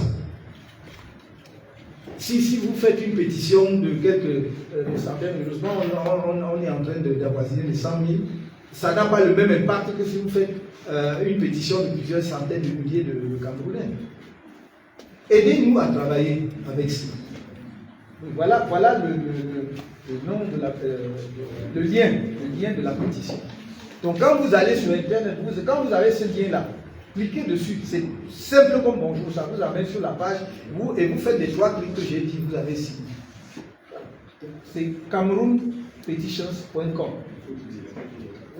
Cameroun-petit. Bon, de toute façon, on laisse là, pour ceux qui veulent le copier, mais il faut faire circuler au maximum. J'espère que c'est sur ma page Facebook, et il faut mettre sur toutes mes pages, et tous les amis politiques devraient mettre sur leur page, et que chacun se considère comme étant le VRP de cette pétition, de cette campagne, c'est-à-dire pour mobiliser les gens à signer cette pétition.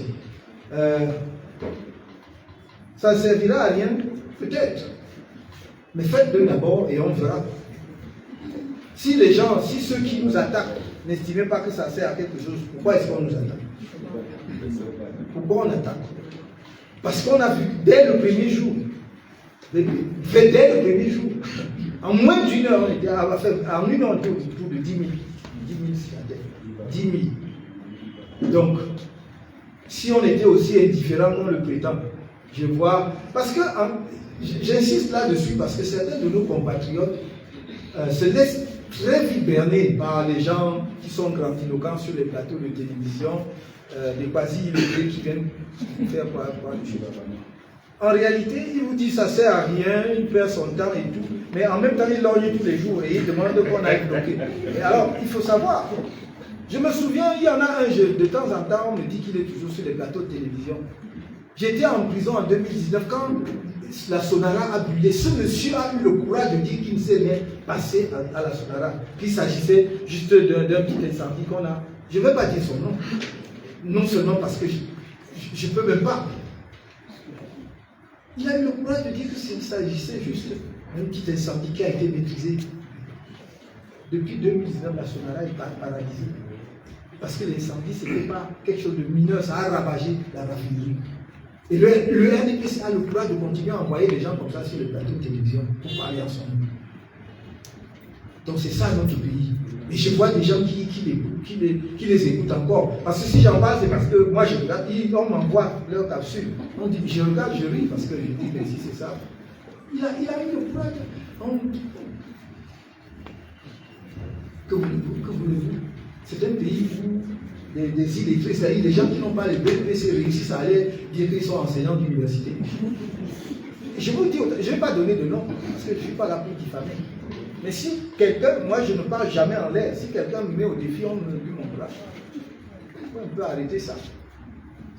Il y a des gens sérieux dans ce pays, dans tous les camps, dans le camp du RDPC comme dans le camp de l'opposition. Mais c'est seulement le RDPC veut croire que dans l'opposition, il n'y a rien. C'est là qu'il se trompe. Ou bien il le sait, mais il veut tromper les Camerounais. Nous respectons les valeurs qu'il y a au RDPC, même s'ils mettent leur savoir au service d'une mauvaise cause. Mais on sait qu'il y a des valeurs. Mais il faut qu'ils respectent les valeurs qu'il y a dans l'opposition. Je ne dis pas comme tout. Il y a plein ici d'avocats, de professeurs, des gens de talent, des ingénieurs, des médecins, et que sais-je encore. Vous n'avez jamais eu un parti avec autant de talent. Respectez les gens. Apprenez à respecter vos compatriotes. Ne ramenez pas tout cela dans la bassesse de la petite politique. On peut avoir des désaccords et c'est ce que moi je souhaite au Cameroun. Il faut arrêter cela. Et je voudrais enfin rassurer les Camerounais d'une chose. Personne n'a accès aux données de ceux qui signent. Personne. Il n'y a que les techniciens. C'est-à-dire il n'y a que les techniciens de base du MRC, de ceux qui ont conçu la plainte. Donc ne craignez, parce que les Camerounais craignent même leur honte. C'est comme on demande la localité, quelqu'un va dire, on va savoir même où il y a, dans quel ville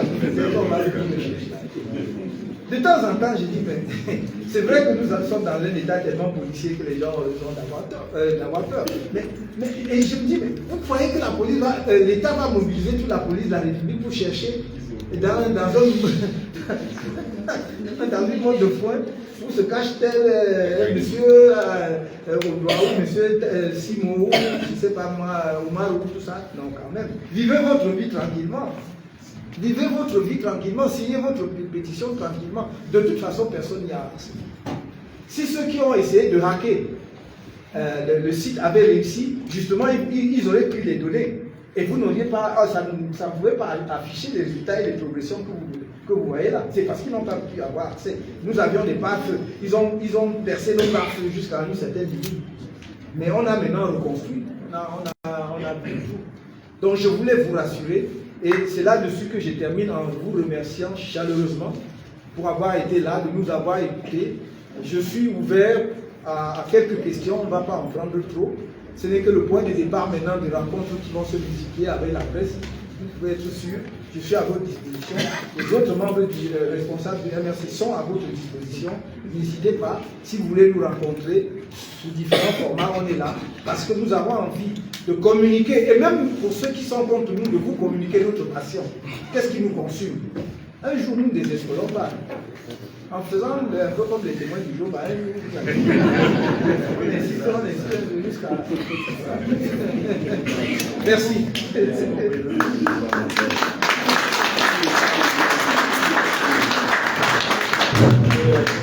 Merci, Monsieur le Président, pour cet exposé vraiment décontracté, détaillé.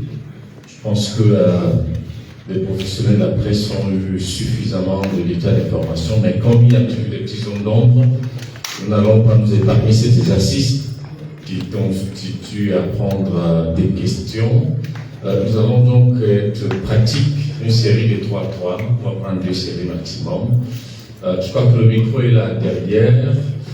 Les professionnels de la presse, vous prenez le micro, vous déclinez votre nom, votre organe de presse, et vous posez une question. Vous avez droit au but, vous nous épargnez des commentaires pour que nous puissions être aussi concis, pour que le président ait tout le détail nécessaire pour répondre. Voilà, madame a déjà fait le micro. 2 autres personnes, on les identifie. Oui, eh bien voilà, on prend d'abord les 3. Vous allez, allez-y madame. Vous êtes professionnel de la média? Allez-y. Bonsoir déjà. C'est Princesse Rosée. Il n'est pas allumé. Il n'est pas allumé. Il n'est pas allumé le micro. D'accord, bonsoir. C'est Princesse Rosée, Midi Prime, télévision. La Média Prime. Ah, mais oui, Média Prime. Déjà, je suis le président depuis mon arrivée au Cameroun en 2018. Et depuis, je ne venais pas. C'est aujourd'hui que je reviens encore. Je le suivais vraiment quand elle fait des reportages et tout. Mais je me rends compte que la manière, comme vous aviez dit par vos paroles, il faut savoir se remettre en cause et se relancer et prendre de nouvelles décisions.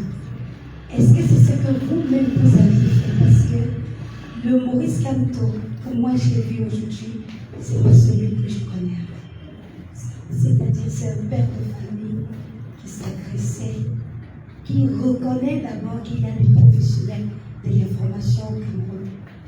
Et est-ce que vous-même, vous aviez décidé de vous remettre en cause et de reprendre un nouvel état? Ça, c'est la première question. La deuxième, vous aviez dit que les élections sont un principe fondamental de la démocratie. Quand on sait que le professeur Maurice Kamto, pour qui j'ai de l'admiration, lui-même, il est le patron de boycott des élections. Est-ce que maintenant vous êtes rendu compte que c'est le moment, il faut se calmer? Est-ce que l'homme a été fragilisé par les multiples défaites? Il a décidé de rebondir. Merci. Vous aviez décidé de dire que les journalistes doivent être vrais. Donc nous sommes là pour la vérité, sans fragmenterie. Merci. Deuxième journaliste. Yes, sir. Good afternoon and thanks. Mr. President, Madam, I don't have a question as such, but I just... Présentez-vous d'abord, s'il vous plaît. Yes, my name is Isaac Chia and I work for Canal. Yes, it's not a question as such. I just want us to be at the same level of information before we move ahead. Because when you were doing your preliminary talks, I thought, as usual, you were going to at least come back to the second official language of the country. So if you don't mind, before you start answering the questions, in a few minutes, please, we can come back to the major issues you want to tell Cameroonians today. Thank you so much. Troisième, passez le micro. Bonsoir, Joël Akomba, Horizon 3 Télévision. Président, vous disiez tout à l'heure que les Camerounais doivent se mobiliser pour dire non à ce qu'on peut appeler un acte anticonstitutionnel de la part du RDPC. Est-ce que si le poste de vice-président est finalement le président de la République finit par nommer quelqu'un, est-ce qu'on peut se dire que le MRC va rentrer dans la révolte, comme on dirait lors du titre de votre livre, ou alors le président Gabtoura dit ok, ils ont voté, ils ont élu un vice-président, allons-y, on va faire avec. Excusez-moi, vous faites allusion à quel titre de mon livre, à lequel de mes livres? Le livre, vous parlez de la résidence 237 rue de la Grotte, je pense que c'est ça.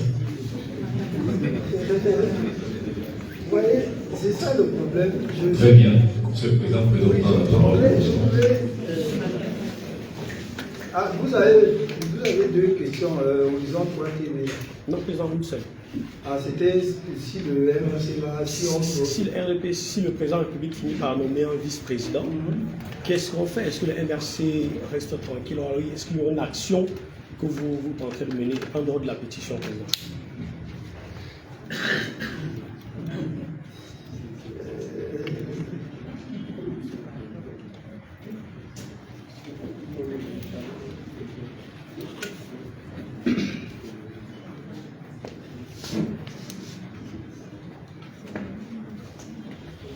Bien. Je voulais juste, pour ne pas faire répondre aux questions en disant, je vais les prendre dans l'ordre dans lesquels elles ont été posées. Donc, Madame de Media Prime TV, on a demandé à la presse de se sentir libre et de poser des questions. Et effectivement, il faut les poser, mais tel que vous les posez, justement, on revient à ce qui est passé avant. Et parfois, je me demande si vous m'avez suivi ou vous ne m'avez pas suivi. Parce que, justement, vos questions me donnent l'impression que, quand vous dites que je suis le champion des boycotts, le patron des boycotts. D'abord, nous avons boycotté une seule élection. Donc, quand vous dites le patron des boycotts, déjà, c'est une contre-vérité. Donc, en tant que journaliste, vous véhiculez une contre-vérité. Ça, c'est la première chose. La deuxième chose, c'est que je vous rappelle que nous avons participé aux élections législatives et municipales de 2013. Ne faites donc pas comme si le MRC s'est créé pour boycotter les élections. En 2013, nous avions 7 mois.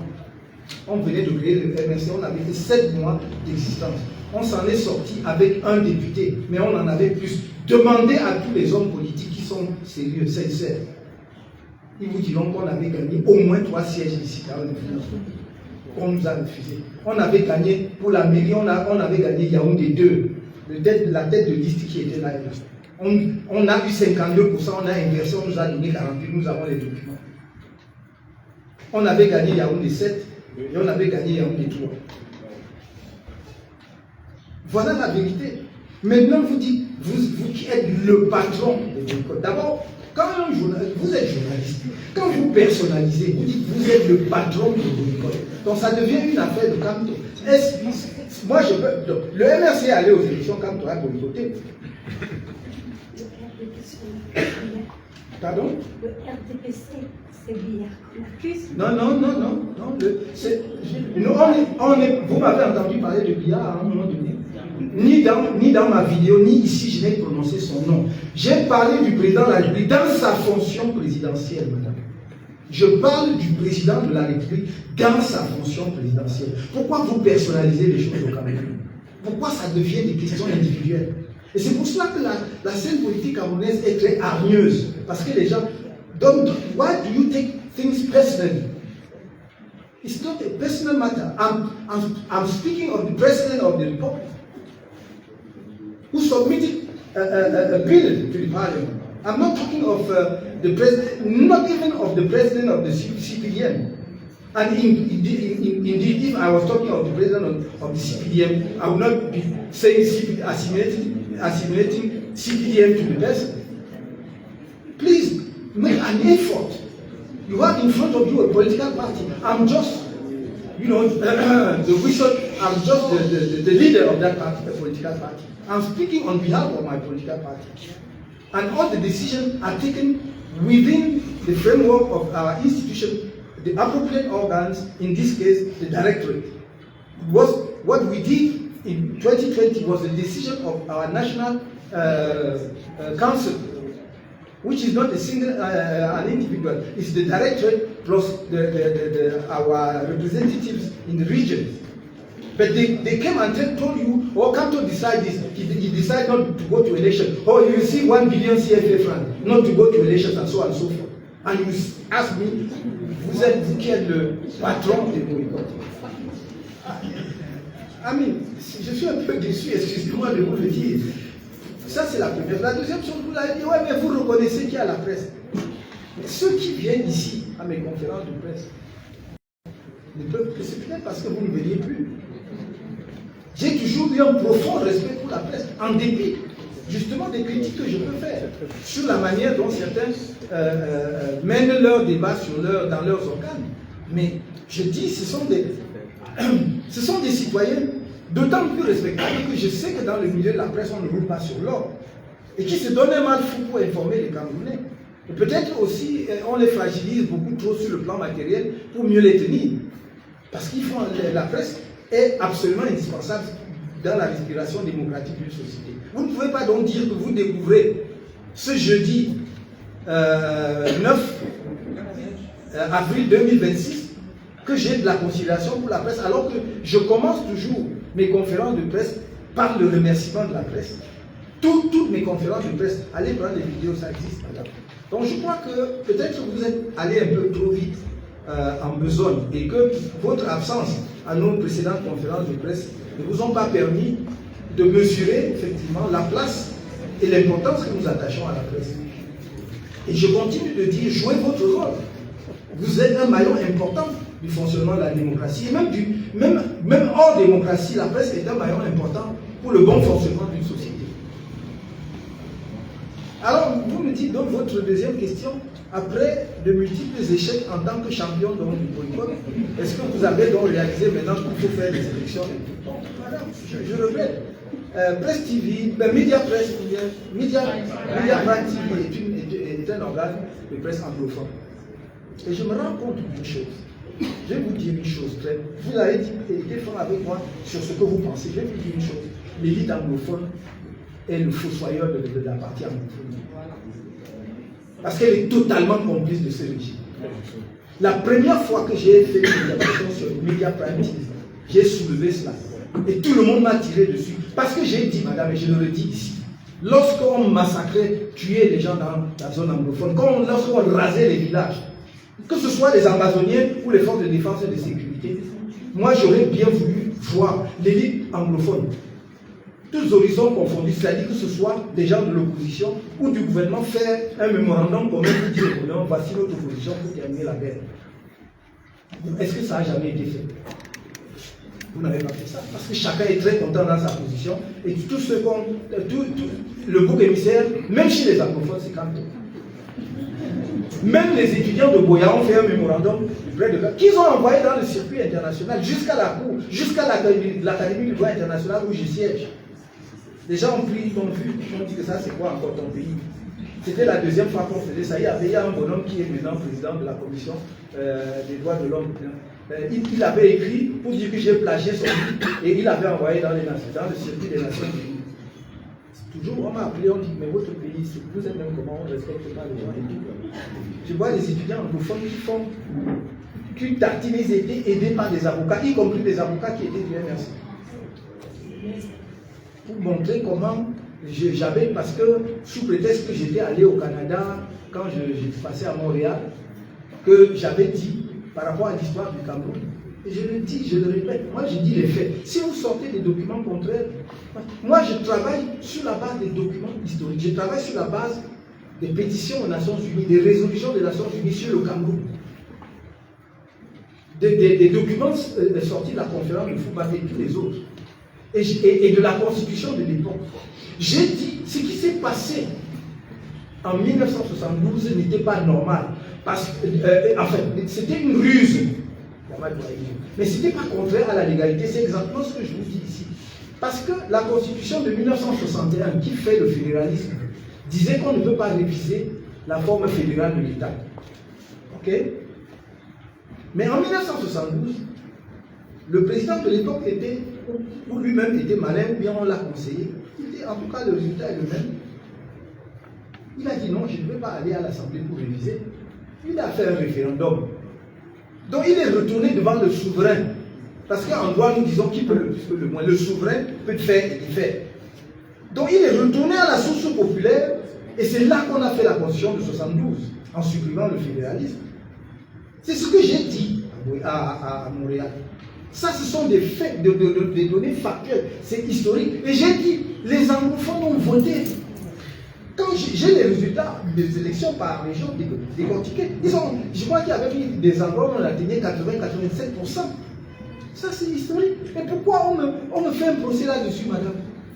Moi qui dis qu'il faut faire le fédéralisme au Cameroun pour donner la chance aux anglophones de qu'on respecte leurs spécificités culturelles et qu'ils gèrent leurs affaires comme ils veulent pour que le pays avance. Moi, quel homme politique avait pris des engagements aussi loin?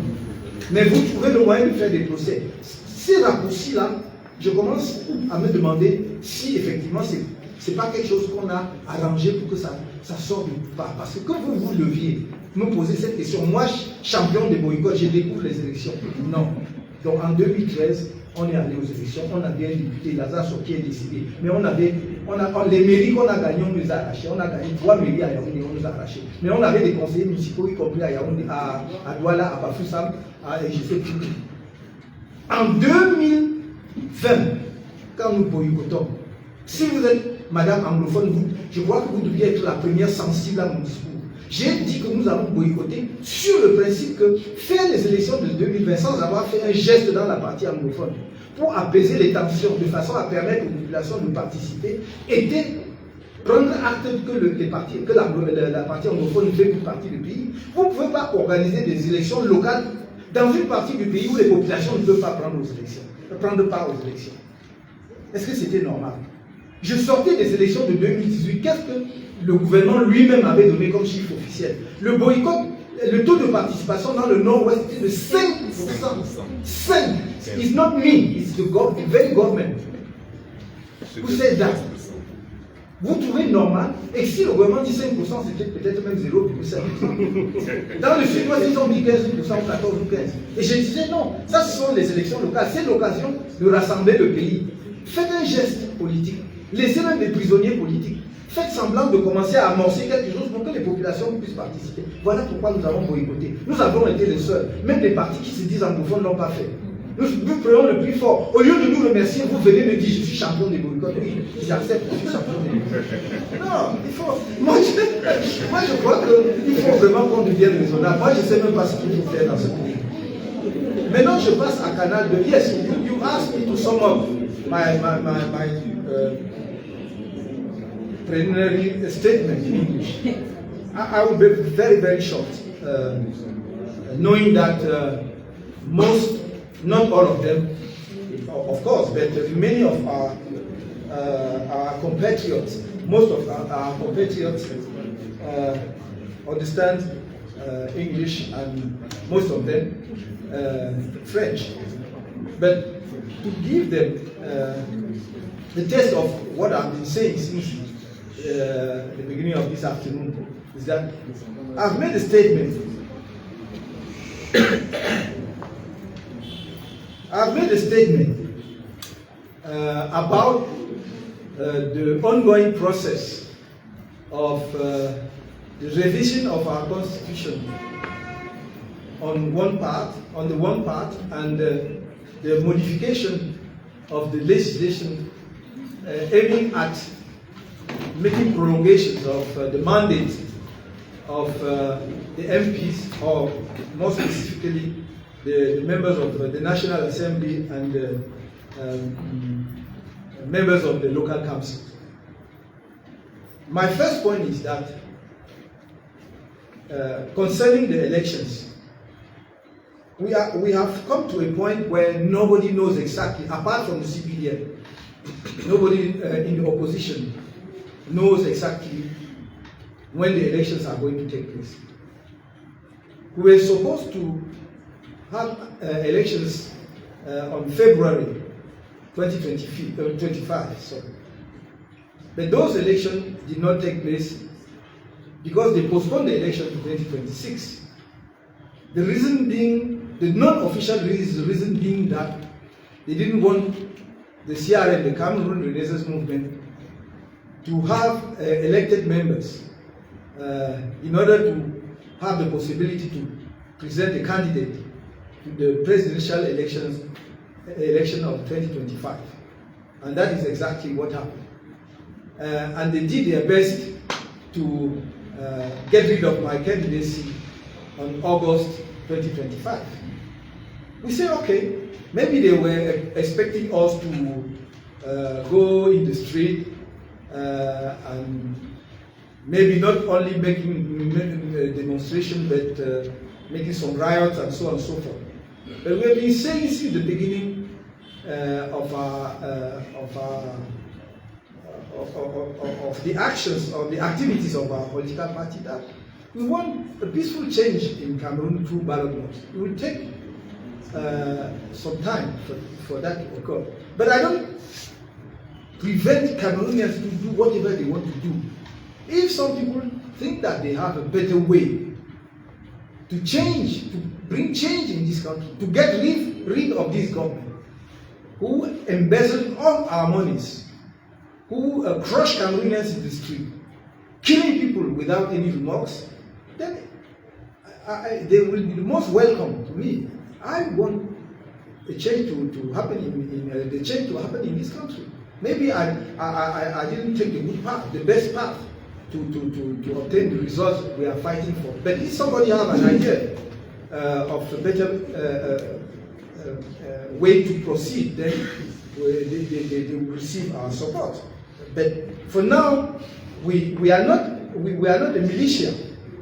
I will not call for an insurrection, knowing perfectly that I don't have arms and ammunition to fight against military people, to fight against police and gendarmes. I don't. As a political party, I said what I can deliver. And what I can deliver is that I can organize Cameroonians to go to elections and win an election and defend that election until we have the results recognized. That is my point.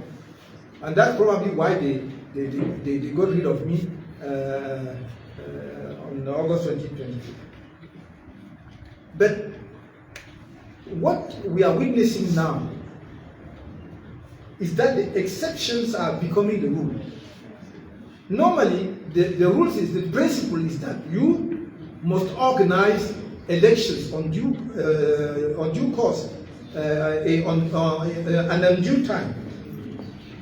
But now you can postpone when the situation is so much so that you cannot hold the elections at that time. But it cannot become, the principle, because this is the second time we are postponing the elections. It means that all those who pretend to be the representatives of Cameroonians, whether in the National Assembly or in the the municipal councils, do not have any legitimacy.